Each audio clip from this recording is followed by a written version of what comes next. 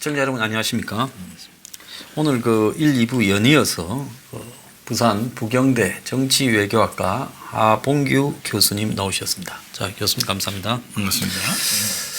자, 이 막스 베버 아까 일부에서 저희들이 말씀하셨지 않습니까? 그 막스 베버가 책을 썼는데 그 직업으로서 정치 아주 얇은 책 있지 않습니까? 누구나 봐야 되는 책이죠. 그래서 이제 직업으로서 정치라는 부분에 대해 대한민국의 내 국회의원 300명 중에서 그 책을 처음부터 끝까지 정독한 사람이 한 명이라도 있을까 하는 생각이 듭니다. 그 직업으로서 정치가 막스 베버가 말을 하고자 하는 게 뭡니까, 교수님? 결국 노블리스 오블리지입니다. 예. 책임감이죠. 거기서 또 하나 하는 게 그 교수는 하면 안 된다. 이런 식까지 나옵니다. 그래서 직업으로서 정치도 있고 직업으로서 학문도 있습니다. 그런데 이제 막스 베버는 그 당시 이제 이 막스 베버가 최후의 박학이라고 그럽니다. 서양 세계에서 가장 마지막 남은 박학이었다. 그러는데 이제 그분이 이 원래 그 막스 베버를 독일에서 이야기하기를 뭐라 하니까 제국주의 시대와 시대가 겹친다고 그럽니다. 제국주의가 이제 언제냐니까 1879년, 71년입니다. 독일이 통일되고 나서 1차 세계대전까지 프로이센부터 18년 한 50년 가까이를 갖다 하는데 그분이 그때 그렇게 사셨거든요. 그 시대 사실. 근데 그분이 이제 마지막에 제가 아까 전에 조금 말씀드렸지만은 독일이 조국에 대해서 불안한 겁니다. 이제 독일 제국주의가 무너지고 이제 비스마르크 아까 바이마르 공화국이라고 이래서 공화국이 되었는데 그때도 독일도 제국주의를 경험하고 그다음에 또 봉건주의 전에 민주주의를 경험해보지 못했으면서 민주적 헌법을 갖다가 만드는 거아닙니까? 그겁니다. 그래서 그때 이제 자기도 정치를 하고 싶어 했습니다. 왜냐니까 불안한 조국의 그 앞날을 예측을 했거든요. 그게 가장 큰 게 이제 부정부패형 그리고 그 사람들의 세계관이 없다 이런 뜻이었거든요. 그래서 그런 책을 그러니까 자기가 오직 했으면은 직업으로서의 정치라는 걸 썼겠습니까? 그러니까 시대에 앞선 사람들은 우리가 흔히 이제 그 이야기를 합니다. 뭐냐니까 멜드스의 인구론이 있지 않습니까? 멜드스의 인구론 보면 사실 좀 실패를 했는데 왜 과학자들은 좀 부정적인 미래를 본다고 이야기합니다.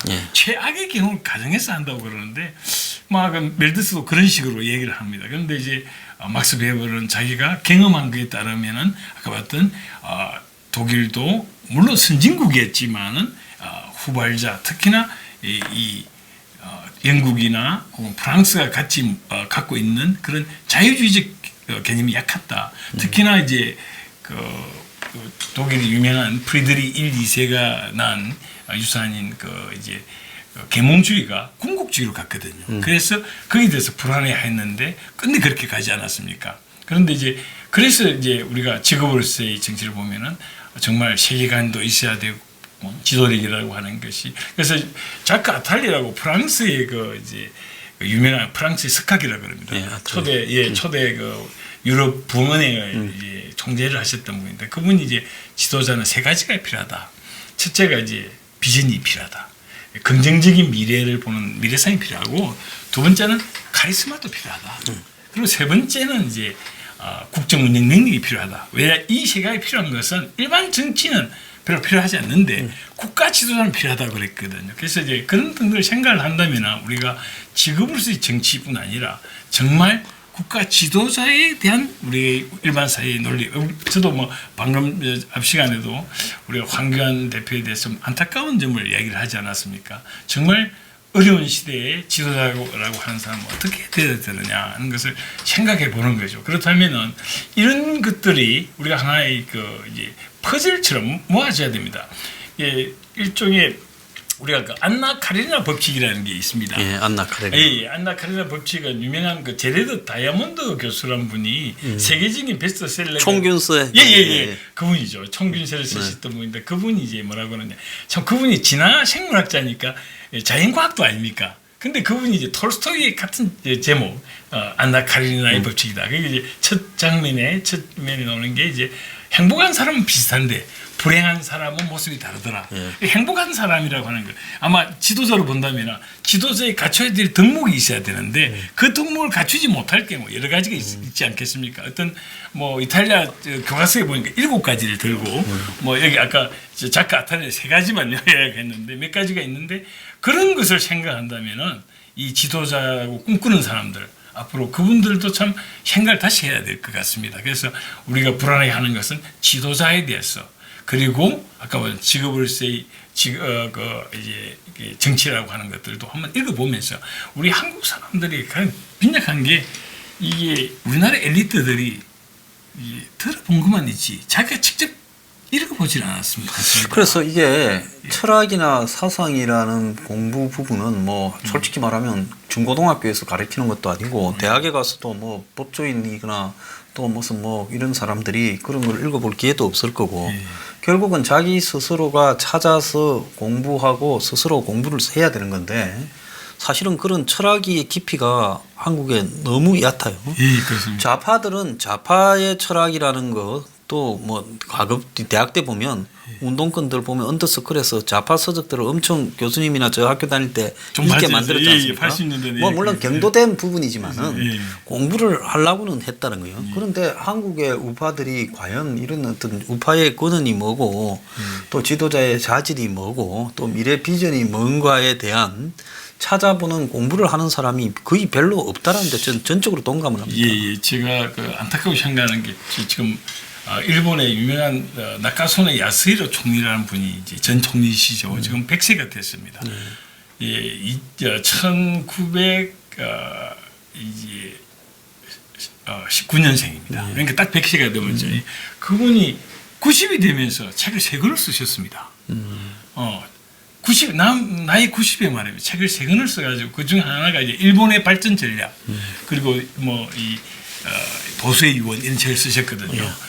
그리고 또 우리가 생각했던 우리 박정희 대통령 같으신 분들도 원래 그분은 이제 교사를 하시다가 군인을 하시다가 갑자기 국가 지도자 되셨거든요. 그러니까 자기가 난 공부를 해야 되겠다. 내가 군인만 했지 뭐 아느냐. 공부를 하신 겁니다. 그 하다 보니까 어떤 것까지 읽었나 하니까 그 유명한 체인스 박사님이 쓴 그 논문까지 읽으셨더라고요. 읽어가지고 이제 오늘날 키스트를 만든 것도 그분의 논문을 보면서 그 자극을 받은 겁니다.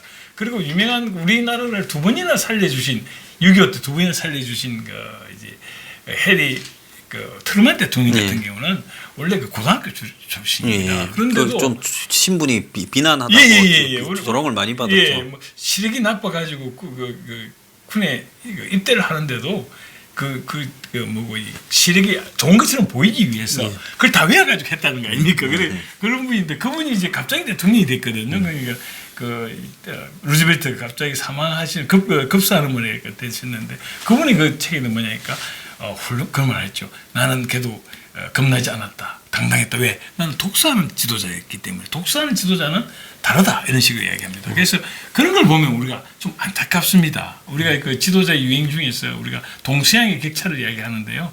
서양의 가장 이 대표적인 최고의 제왕이라고 한다면은 줄리어스 시즈입니다. 시즈는 독서를 엄청나게 했거든요. 그래서 이제 자기가 심지어는 갈리아 전쟁에 7년 동안 가면서 항상 그 전투하는데도 책을 들고 다녔습니다. 그리고 자기가 직접 갈리아 전쟁기를 직접 쓰셨죠. 그러고 나서 그 영향 때문에 2000년이 지나고 나서도 나폴레옹도 책을 갖고 다니셨거든요. 그래가지고 그 유명한 그 젊은 베르테리 슬픔을 직접 진중해서 읽고 그 게테를 불러가지고 왜 죽였느냐, 베르테를 왜 살릴 수 있어 왜 죽였느냐 항의를 하셨다는데 그런 전통이 있는 겁니다. 그러니까 우리도 지금 지도자들이 학습하는 지도자, 그리고 우리 유명한 얼마 전에 돌아가신 그 리콴유 수상 같은 경우 자기가 이야기를 하셨습니다. 나는 배우는데 그래도 그나마 재주가 있다.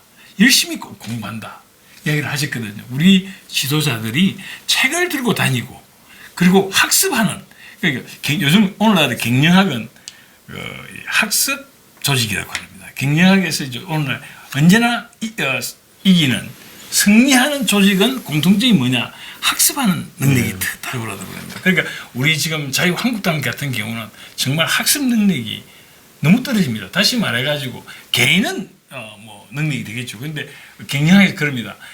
개별은 IQ 120이 되는데 10명이 모이면 110으로 떨어지고 100명이 모이면 IQ 100밖에 안 되는 조직이 있다. 바로 자유한국당이 그런 것 같습니다. 트럼프가 최근에 뭐 조 바이든부터 기자들 뭐 앵커들을 다 IQ 낮다 했는데 트럼프가 왜 IQ를 거론하는가 하는 기사를 보니까 본인이 건설업자 할 때 부동산 개발업자 할 때 그게 미국에서도 다른 종류의 사업가들 중에 다양한 이 부동산 개발업자가 제일 천박한 직업 중에 하나죠. 직업 중에 하나니까. 저희 할아버지 때부터 받은 게. 그것도 또 여러 번 말아먹고 이러니까 이제 이 인정을 못 받으면서 저 사람이 이제 IQ에 집착하게 되었다.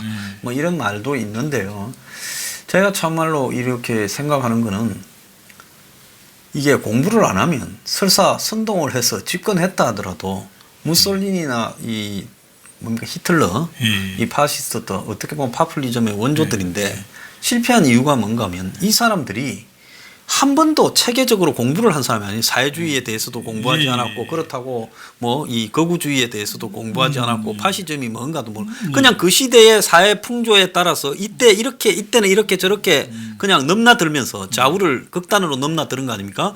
그러니까 히틀러가 처음에 들어간 정당이 노동당이었는데 나중에 국가사회주의 노동당이라고 해가 이름을 왜 그리 짓냐고 하니까 좌파들도 끌어모으고 노동자도 끌어모으고 국가지향적인 우파도 끌어모으려고 국가사회주의 노동당. 그래서 그게 줄임말로 나치잖아요.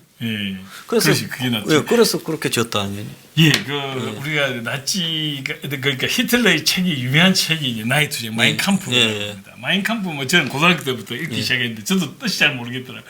나중에 보니까 독일 사람들이 그 당시 전쟁이 끝나고 나서 비판을 하면은 이제 많은 경우 이제 그 비판을 하도록 했는데 결국 뭐냐 하니까 정말 멍청해서 선고한 책이다. 내용이 없다는 거죠. 다 하나하나 글은 맞는데 내 전체를 보면 전부 다 위장이 맥락이 없고 내용이 없고 컨텐츠가 없는 거였다는 건데 지금 우리가 생각하는 게 참 우리 안타까운 게 제가 80년대 저는 이제 정치학을 하다 보니까 80년대 우리가 이제 그 당시는 민정당이었습니다. 가면은 당에 가거나 이러면 막 책이 자료가 쌓여 있었습니다. 무슨 정책 자료집이라든가 이런 데들이 또 거기서 따로 제5공항에서 무슨 연구소 책도 있고 이랬거든요. 그래서 요즘 자유한국당 가보시면 아무것도 없습니다. 심지어 이 신문도 구하기 힘듭니다. 다시 말해가지고 이제는 깡그리 이제 아예 학습하지 않는. 그래서 다시 말해서 우리가 얼마 전에 돌아가신 이 엘빈 토플러라는 분이 21세기 문명은 더 이상 책을 못 읽는 것이 문명이 아니다. 학습을 하지 않거나 독서를 하지 않는 게 바로 문명이라고 이야기했습니다. 전형적인 자유한국당이 아까 황교안, 나경원부터 해가지고 지도부를 물어보고 싶어요. 너희들이 1년에 몇 권이나 책을 읽느냐. 가장 기본적인 가장 기본 정치인들이 가장 읽어야 될 책이 적어도 제가 볼 때는 몇십 권 있습니다. 아무리 안 봐도 읽어야 되는데 그걸 한번 제대로 봤느냐 내가 묻고 싶습니다. 그래서 참 문제가 심각한 게 정치를 투쟁으로 본다 하더라도 투쟁에서도 싸우는 전략이 있지 않습니까? 프레임 전쟁이라는 것도 있고 그러면 투쟁에서는 어떻게 싸워야 이기는가라는 그 기술적인 책이 있을 수 있고 또 미래 비전을 제시하려면 미래 사회가 어떻게 바뀔 것이고 지금 미래로 가는데 어떻게 바뀌어 가는가 제가 한 권이라도 읽어보면 전 세계가 저성장 시대로 접어들었고 그러다 보니 미국이나 유럽에서도 파퓰리즘이 유행을 하고 그 파퓰리즘은 이제 이 그동안의 자본주의 보수 우파를 지배해왔던 논리처럼 비춰지던 신자유주의에 대해서 밑에 서민 대중들은 벗어날란다. 우리가 잘 사는 게 중요하지 뭐 세계의 무역이고 뭐 자본이고 상품이고 노동이 이동해서 결과적으로 우리가 생산하던 물건 공장이 없어지고 내 일자리가 사라지고 또 내 인건비가 내려가고 이걸 원하지 않고 또 다른 나라하고 얽혀가지고 뭐 이렇게 살고 싶지 않다. 그래서 반이민 반난민 국제기구 탈퇴 무슨 뭐 이 FTA니 뭐 이런 거 WTO니 다 그만하자. 그런 게 지금 트럼프한테 담겨 있지 않습니까? 트럼프 현상이라는 것은 정말 제가 30년 전에 정치학을 시작했을 때는 정말 미국을 설계한 우리가 파운딩 파더라 그러죠. 이제 건국의 아버지들이 절대 이렇게 우리가 파퓰리즘이 안 되기 위해서 시스템을 만든 게 미국이 제도라고 했는데 그걸 깨고 전혀 정치를 온 겁니다. 그것만큼 지금 세상이 변했다는 겁니다. 다시 말해서 탈냉전이 되면서 지금 오늘 이야기한 WTO 체제가 되면서 개별 국가들이 너무 어려워지는 게 너무 많아졌어요. 예. 그러니까 옛날에 냉전 당시엔 최고로 그 선진국이라든가 혹은 우량 국가들이 갑자기 불량 국가가 되는 경우가 네. 많습니다.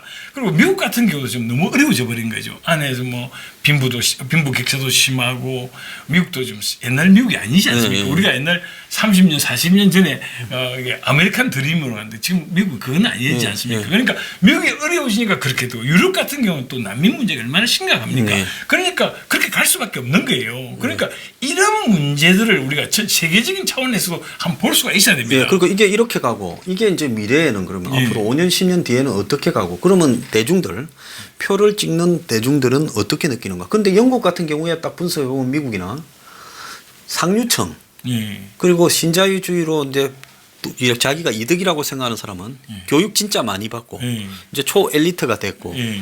그다음에 무슨 뭐 지식을 엄청 많이 갖고 예. 있고 또 아니면 뭐 엔터테인먼트나 다국적 기업이나 IT나 이 무슨 월가 예. 요런 데 있는 사람들은 다 좌파이면서 신자유주의를 찬성해요. 예.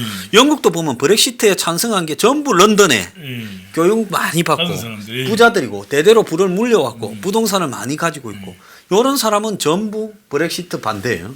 근데 영국의 브렉시트를 반대하는 거 보면 저 영국의 왼쪽 편에 웨일즈나 또 그 웨일즈에서 또 약간 북쪽으로 올라가면 스코틀랜드 가는데 중간에 있는 소도시들 과거에 그 공업 도시들이 전부 쇠락해 가지고 일자리를 상실하고 다 동네에 진짜 개나 돌아다니는 이런 동네에 있는 사람들은 완전히 막 7, 80%가 브렉시트 찬성이거든요. 그러면 이거는 뭘 의미하느냐? 심지어 프랑스 같이 무슨 뭐 혁명의 원산지에서 지금 보면 이번에 그 국민연합이 1등 해버렸지 않습니까? 예, 유럽 의회 선거에서요. 노란 시트 같은 게 예, 나타나지 노란 않았습니까? 시트, 예. 그러니까 지금 우리가 이제 2차 세계 대전에 우리 인류에게 주는 교훈은 뭐냐니까 특정 국가의 문제가 전 세계적인 문제가 예, 있습니다. 그러니까 세계가 이렇게 모여서 살아가자. 그러니까 우리가 오늘 지도자들이 공부를 해야 되는 것은 그 이제 그 해리 트루만 대통령이 하는 말처럼 이게 공부를 하는 지적인 능력, 특히나 그러니까 그 유명한 말을 남겼습니다. 모든 독서가가 지도자가 돼서는 안 되지만은 모든 지도자는 반드시 독서가가 돼야 된다고 이야기를 했습니다. 예. 그러니까 이런 문제를 독서가는 뜻은 단순히 책을 좋아하는 것이 아니고 이제 어떤 문제에 대해서 참모를 모으고 의견을 모아보면서 자기 생각이 있어야죠. 예, 그게 있어야 되거든요. 예. 그래 그런 걸 우리가 볼 때는 참 우리가 지금 정당 특히나 그 자유한국당에 대한 우리가 기대가 있는 만큼 실망이 크고 좀 환골탈태하는 모습을 보여주기를 기다렸는데 지금 저 같은 경우는 너무 기다리다가 이제 벌써 이제 막 신물이 나버리고 막 기대는 아니라고 이야기하겠습니다. 그렇게 돼버린 거니까 참 안타깝고 참 어렵습니다. 저도 어렵습니다. 예. 이게 서울대학을 나온다고 엘리트도 아니고요. 그거는 그 사람의 이 부분에서만 엘리트인 거지요.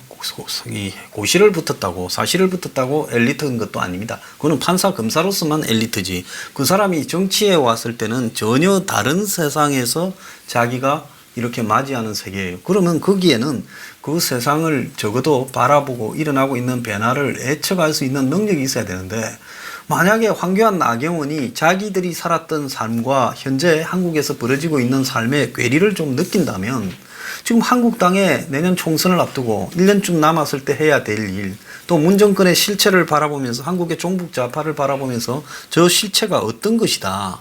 이런 거를 바라본다면 해야 될 일, 이런 부분에서의 말이나 그 다음에 행동이 다르게 나오는데 저 사람들은 지금 하루하루 그러니까 민주당이나 문정권이 끌고 가는 아젠다에 따라 그걸 방어하면서 그냥 적당히 반사작용으로만 움직이고 있지 자신들이 자신의 생각을 가지고 이 정권을 치고 또 보수 대중들을 보고 어디로 가자라고 말을 하는 게 없어요. 바로 그겁니다. 왜 우리가 이제 개주의 정당이라는 말을 듣느냐니까 개주의라는 건 그 자기 소신이 없다는 뜻 아니겠습니까? 이렇게 난세가 되면은 정확한 자기 이미지를 정확하게 자기 아이덴티티와 나아갈 방향을 제시를 할 수 있어야 됩니다. 그런데 아무것도 나타난 게 없습니다. 아시다시피. 그리고 지금 이야기하는 질문하던 식입니다. 뭐뭐 아닙니까? 이런 식으로 이야기하고 있어요. 합법 자체도 정말 마음에 들지 않습니다. 왜냐니까 지금이 전 국민들이 어려워하고 지금 전 세계가 지금 한국을 불안하게 보고 있지 않습니까? 한국이 앞으로 어떻게 될지 네. 모르겠다. 국가의 존립만 해도 어렵다고. 지금 이번에 뭐 미국과 일본이 하는 외교 행태를 보면 한국은 지금 사실 지금 완전 찬밥이라고 안중에도 없는 거죠. 안중에도 없는 겁니다. 이렇게 위기에 왔는데 우리를 도와줄 마지막 나라 두 나라인데 그 나라가 아예 지금 손을 놓고 있겠다고 하는 판인데 정작 우리 지도자 가움이라고 하는 사람은 아무 생각이 없는 겁니다. 자기 옛날에 배부른 그 자기가 뭐 최근에 나와서 야당 사람들을 보고 아직 여당이죠. 여당들을 보고 뭐 돈을 벌어본 적이 있느냐. 우리는 그걸 원하는 게 아닙니다. 돈을 벌어보는 게 아니고 나라를 위해서 일해 본 적이 있는데 이 정도 물어야지. 품격도 있는 겁니다. 그리고 저는 뭐 아까 우리 소연님 말씀하셨지만 우리나라의 엘리트 특히 우리는 사법부의 시험을 높은 시험으로는 인정합니다. 하지만 최고의 지도자는 정치는 시험으로 치가 되는 게 아닙니다. 시험도 기술이거든요. 예. 기술자로서 우리가 그 유명한 말이 있습니다. 세계적인 제왕이었던 이 몽고의 그 징기즈칸이라든가 우리 명나라의 주원장은 자기 이름도 못 썼습니다. 그런데 훌륭한 제왕이 됐지 않습니까? 가는 곳마다 최고의 참모를 모셔왔고 학자들을 자기 밑에 두면서 이야기를 들으면서 현명한 판단을 하셨거든요. 자기가 이야기를 했죠. 나는 배운 건 없지만은 훌륭한 책사를 두고 그 사람의 이야기를 판단하는 능력을 내가 갖고 있다고 이야기를 했습니다. 지금 우리에게 필요한 것은 자기 혼자서 할 생각하지 말고 좀 넓혀가지고 아까 얘기했죠. 계획과 개방을 하라는 거는 자기 사람들, 참모들 그리고 자기가 보는 사람 시각을 넓혀야 됩니다. 자기가 살아온 길만 본다는 것은 바로 유명한 CJ의 말이 있습니다. 사람은 자기가 생각하는 것밖에 이해할 수 없는 동물이라고 그랬습니다. 그렇게밖에 될 수가 없는 거죠. 좀 안타까운 겁니다. 자, 그러면 예를 들어서 지금 오늘날 이 시대에 서민의 삶이 어떻게 무너지는가, 또 청년들의 삶이 어떻게 무너지는가, 이 부분을 이 보수적 시각에서 보수가 지키는 것만 능사가 아니라 기본적인 사회에 흘러내려온 원칙은 빼대는 지키지만 시대의 변화에 따라서 철저하게 바꾸고 이렇게 변화시켜서 능동적으로 대응하는 게 보수의 기본적 가치의 핵심 아니겠습니까? 그러면 오늘날 사회가 어떤 방향으로 가는가에 대한 고민이 있다면 거기에 맞게 고치려고 하는 노력들도 보여야 될 건데요. 기껏 하는 게 보니까 한국당에 무슨 경제위원회를 뒀다. 뭐 이런 거거든요. 그러니까 매사를 관료주의적으로, 관료들이라는 게 사고 딱 나면 TF 만들고 위원회 만들고 딱 그거지 않습니까? 예, 서양에서는 말이 있습니다. 일하기 싫으면 위원회를 만든다 말이 있거든요. 네. 지금 자유한국당이 하는 게 보면은 우리가 볼 때 국회의원 한 사람이 사실 얼마나 많은 특권이 있습니까? 예. 100명이 넘어요. 그러면 얼마나 힘이 있습니까, 사실은? 굉장한 거죠. 여당 탓을 할 게 아닙니다. 자기들이 집권하고 있지 않지만 집권한 자세라고 아예 가까운 걸 할 수가 있습니다. 그걸 하나도 보여주지 못하고 있습니다. 왜? 이 100명의 사람들이면 100명의 사람은 어떻게 적재적소를 하고 전체적으로 그리고 개별적으로 어떤 걸 만들었어. TFT도 만들어야 되겠지만 자기들 하는 주제 그리고 자세, 특히 가장 자세입니다. 자세가 벌써 저런 식의 자세는 아까 제가 이야기 드렸지만은 자유한국당의 그 스탠스라고 하는 게 꼭 나무 동네에 가서 정치하는 듯이 꼭 정치를 본업으로 하지 않고 법으로 한다는 느낌이 듭니다. 그래서 이 막스 베버의 이야기까지 하지 않습니까? 직업으로서 정치를 이렇게나 받느냐. 그 정도 심각하다고 보는 거죠, 저는. 자, 그래서 이 시대에 문제는 뭔가 하면 아까 우리가 일부의 시작점으로 돌아가자면 임계점이 넘어서 버리고 나면 이 좌파 독재가 오래 지속될 가능성이 매우 크다. 한국의 특히 파퓰리즘이 지금 좌파 파퓰리즘이 어떤 형태로든 이 말하면 조합주의 같은 단체들과 이해 단체들. 그래서 이제 이 뭐라고 하면 네포티즘이라고 연고주의라는 말도 있지 않습니까? 그리스가 딱 망한 꼴이 네포티즘하고 코퍼레이티즘하고 이 두 개가 딱 결합되면서 그리스가 나라 꼴로서 거의 망해버린 거 아닙니까? 망해버린 거죠. 예, 그런데 지금 문재인이 이 나라를 끌고 가는 방향을 보면 민노총에는 너네들의 기득권을 보장해 줄게. 한 50몇 개의 정부의 위원회에 들어와 있대요. 민노총에. 너네들은 어지간한 불법과 폭력을 저질러도 처벌하지 않을게. 다만 내가 위기에 모이면 너네들은 길거리로 너네들이 가지고 있는 이런 내가 이렇게 던져준 권력과 돈, 조직을 가지고 다 몰려 나와라. 그래서 지금 민노총이 새가 판교에 IT밸리도 민노총 산하로 건설 현장도 다 들어갔다는 거 아닙니까?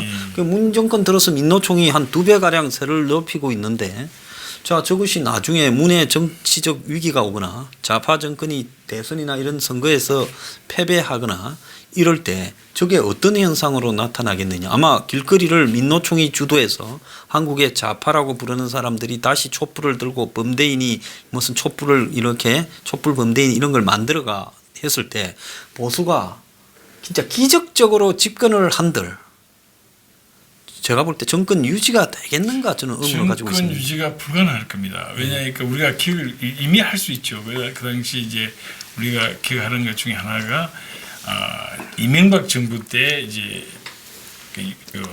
초반에 광우병 파동이 있었지 않습니까? 2008년에 그리고 이제 박근혜 정부 때 세월호가 있지 않습니까? 그것은 바로 기획된 거라고 할 수 있거든요. 그게 가능했던 것이 민노총이라 하고 있는 무소불위의 단체가 있기 때문에 가능했습니다. 네, 그렇죠. 끊임없이 그리고 그들은 이제 엄청난 자금을 갖고 있지 않습니까? 자금 조직이 다 조직 다 가지고 있죠. 그러니까 이 조직을 사실 조직은 지금까지는 대기업을 봤는데 대기업도 지금 어려워가지고 지금 탈출하고 있지 않습니까? 탈출하고 있죠. 그런 판인데 지금 정치권 이걸 이 정도 가지고 느슨하게 하면서 자유민주주의 이야기를 하면서 하겠다는 너무 우리가 이야기한다면은 너무 좀 사람이 소박하다고 이야기를 할까요? 너무 순진한 겁니다.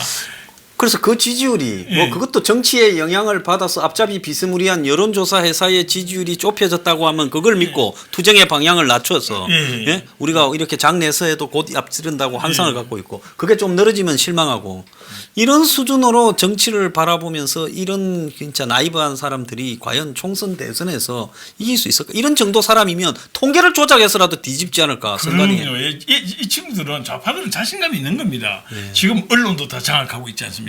민노총이 있지 않습니까? 그리고 좌파 단체가 또 얼마나 많습니까? 그런 데 비해서 없지 않습니까? 자기를 지원해 줄 수 있는 단체도 없습니다. 지금 여기는 뭐 옛날처럼 그런 단체도 없는 판에 어떻게 감히 그걸 유지하겠다고 생각할 수 있습니까? 그렇다면 이들이 생각할 때는 극단적인 방향을 가야 되는데 아직도 뭐라고 이야기하냐면 지도부는 우리가 외연을 넓히기 위해서는 좀 더 중도로 가야 된다 이런 얘기를 합니다. 그 중도라는 실체가 굉장히 위험하고 무책임한 거죠. 그러니까 현실 이 정도로 나이브하기 때문에 참 안타까운 겁니다. 저는 정말. 한국당이 솔직히 말하면 국회는 간혹 어쩌다가 간혹 몇 달 만에 한 번 들어가서 도장 찍고 나오고 꼭 필요한 것만 나머지는 주로 밖에서 밑에 불뿌리 단체들을 조직해서 그 단체들이 이 보수 우파 진영이 바닥에 뿌리를 내려서 투쟁 조직화되고 그런 조직들이 탄탄하게 받치면서 좌파와 거리에서 맞붙어도 버틸 여력이 되었을 때야 집권이 넘어오지. 그러지 않은 상황에서 선거만을 통해 가지고 한국당 성이 될 수 있을까? 지난번에 우리가 지방선거 때 보지 않았습니까? 제가 한국당이 지방선거를 6월 13일 날 하는데 12일 날 이거 됐다면 이거는 지방선거 엿먹이기다. 선거 보이콧을 한다니 말을 그렇게 하면서 밀어붙여야 될 건데 아무런 그 선거 날짜에 대한 별 고민도 없이 갔다가 결국은 싱가포르 선언 하나로 초토화되고 있지 않습니까? 초토화되지 않습니까? 그러니까 이 자유한국당 같은 경우는 사실 보면은 이 선거의 개념이라든가 보면은 이 예도 연구소가 있지 않습니까? 참 한심한 게 맨날 하는 게 여론조사만 하고 있는 거예요. 얼마나 한심합니까? 지금 상황이 어는데 판이 바뀌어 버렸는데 아직도 옛날식으로 그걸 하고 있는 겁니다. 그래서 이제 이게 전략계 우리가 이제 21세기의 화두가 전략이라 그럽니다. 갱년하게 이제 80년대부터 확산된 건데 일반 사회까지 전략 이야기를 하지 않습니까? 그런데 이제 정치도 이제 전략이거든요. 그렇다면 이 전략가가 있어야 되는데 이 자유한국당 같은 경우는 가장 큰 문제가 아까 말씀을 드렸지만은 이게 인적 풀 자체도 오픈하지 않습니다. 자기들끼리 해먹기 바빠가지고요.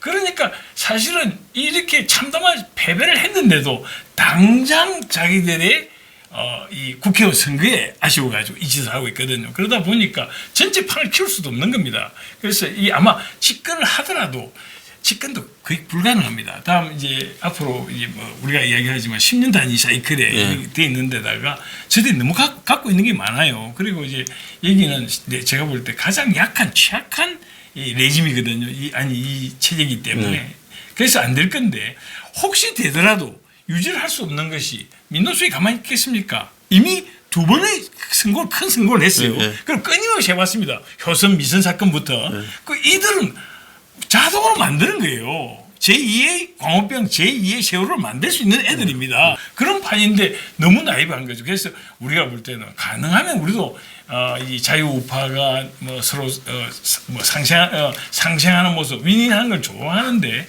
이 나라를 생각한다면은 이 자유한국당의 문제가 아닙니다. 대한민국이 자유 진영의 일부로서 지키려고 한다면은 지금 당장 가장 시급한 문제, 그러니까 가장 시급한 현실 인식부터 해야 전략이 나오고 뭐 나오지 않겠습니까? 그 현실 인식이 너무 나이브하다는 게 문제라고 할 수 있겠습니다. 그리고 이 사람들을 보면 말이죠. 한마디로 자유한국당 사람들을 만나면 공통점이 하나 뭐냐니까 1시간, 2시간 이야기해도 아무런 메모할 게 하나 없습니다. 이 사람들의 특징이. 좌파들은 그래도 메모할 거라도 있고 그래도 스킨십은 강조를 해요. 얘들은. 그런데 자유한국당 저도 자유한국당에서 몇 년 좀 이 뭐라고 자문을 좀 하고 했는데요. 돌았으면 짜증밖에 안 납니다. 학을 떼나 그럽니까? 정남이가 떨어지는 정당이라고 할 수 있습니다. 참 그걸 보면 답답하죠. 예. 예, 자 그래서 지금 오늘 이 하 교수님께서 중요한 이야기를 많이 해주셨는데요. 지금 현재 이 보수 진영 일각에서는 뭐 맹목적으로 힘을 모으자, 그래야 뭐 좌파를 꺾는다 하는데 그게 여기서 지금 맹목적으로 힘을 모으는 게 중요한 게 아니라 머리를 써서 싸움을 하고 그 싸움의 과정을 통해서 이렇게 대중의 지지가 모여지는 쪽으로 가야지 본인 스스로들이 싸우려고 하지 않는데 맹목적으로 힘을 모아주자고 이야기하는 것은 이것은 대중으로 하여금 기득 수구 정치인들의 한마디로 도구로 그냥 만족해라는 이야기밖에 되지 않는 게 아닌가 이렇게 저 생각을 합니다.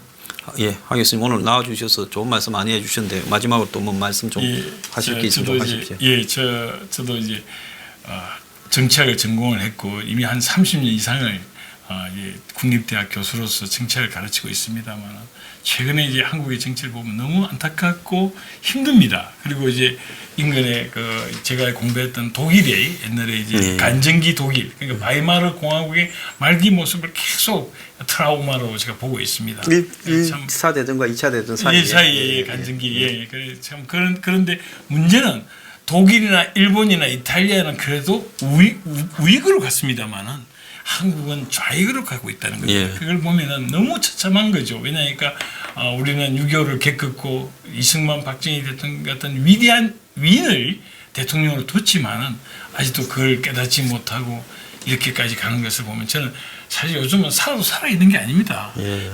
저는 이미 30년 교수를 하면서 너무 학생들 그러면 너무 힘들고 어렵다. 나는 사실 이민을 가고 싶다고 이야기할 정도다. 뭐 그렇게 이야기를 합니다. 그 정도로 제가 괴롭다는 것은 아마 뭐 우리 일반 애국 시민들도 아마 느끼고 있을 겁니다. 그래서 좀 각성하는 이것이 하나의 각성하는 계기가 됐으면 얼마나 좋겠나 이런 마지막 바람을 이야기해 드리고 싶습니다. 예, 아주 교수님 오늘 좋은 말씀 감사하고요. 앞으로 종종 모시겠습니다. 감사합니다. 네, 감사합니다.